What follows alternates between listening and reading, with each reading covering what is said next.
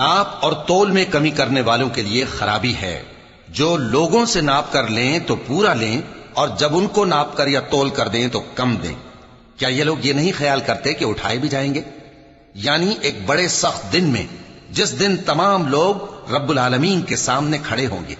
सुन रखो कि बदकारों के आमाल नामे सिज्जीन में होंगे। और तुम क्या जानते हो कि सिज्जीन क्या चीज है?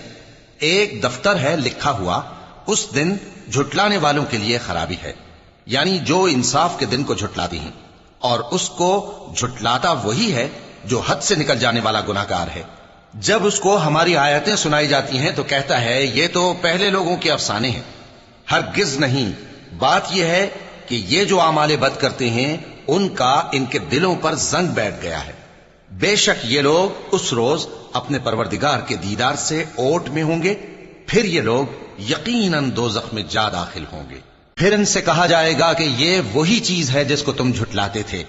ये भी सुन रखो कि नेकूकारों के अमाल नामे इल्लीयीन में होंगे। तुमको क्या मालूम कि इल्लीयीन क्या चीज है? एक दफ्तर है लिखा हुआ जिसके पास मुकर्रब फरिश्ते हाजिर होती हैं।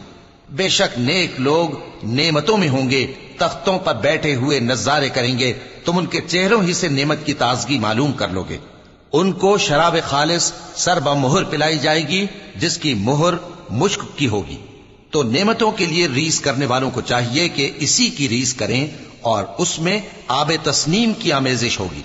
वो एक चश्मा है जिसमें से अल्लाह के मुकर्रब पिएंगे। जो गुनाहगार यानी कुफ्फार हैं वो दुनिया में मोमिनों से हंसी किया करते थे, और जब उनके पास से गुजरते तो हिकारत से इशारे करते, और जब अपने घर को लौटते तो इतराते हुए लौटते।